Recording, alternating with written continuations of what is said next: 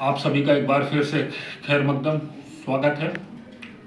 हम एक बार फिर एक नई जानकारी के साथ आपके सामने उपस्थित हैं।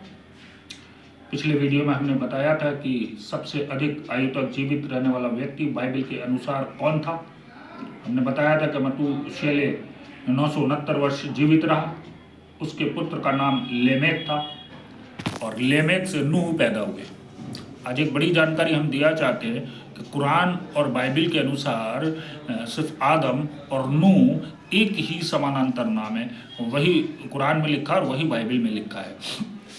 तो लेमेक से नूह पैदा हुए और नूह के समय में कयामत आई या इस पृथ्वी का लोगों का जीव जंतुओं का अंत किया गया और जल से हुआ। बाइबल उसे जल प्रलय कहती है। तो जब नूह के विषय में जब 6 अध्याय उत्पत्ति की किताब 6 अध्याय और उसकी 2 आयत को देखते हैं तो वहाँ लिखा है कि जब परमेश्वर के पुत्रों ने मनुष्य की पुत्रियों को देखा कि वह सुंदर हैं तो उन्होंने कुछ इस लड़कियों से विवाह कर लिया। अजीजों, एक बड़ी खास बात है कि बाइबल के अनुसार खुदा ने सिर्फ और सिर्फ इंसान को बनाया।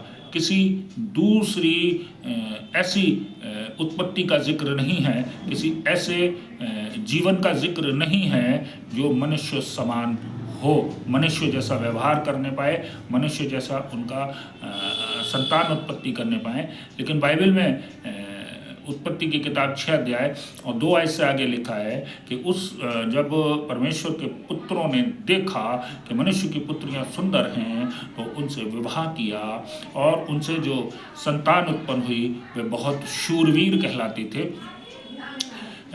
हालांकि तब परमेश्वर थोड़ा सा गुस्सा हुआ, लेकिन उन्होंने ये कहकर माफ़ किया कि मेरा आत्मा मनुष्य से हमेशा हमेशा बैर नहीं करता रहेगा। लेकिन एक सजा उन्होंने दी कि अब से मनुष्य की जो आयु है वो 120 वर्ष की होगी, उससे अधिक नहीं होगी, क्योंकि नूह के समय तक जो उम्र थी वो 600-650 साल की हुआ करती थी। लेकिन नूह के तुरंत समय में ही 120 वर्ष निश्चित कर दी गई। और अगर हम देखें एमनेस्टी जो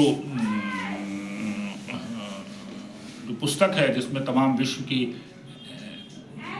रिकॉर्ड रखे जाते हैं, Guinness book of world record, अगर उसको देखें तो कोई भी व्यक्ति 120 वर्ष से अधिक जीवित नहीं रहा है। एक बड़ी चीज़ कि ये जो दानव हुआ करते थे वो कौन थे, कहाँ से आए।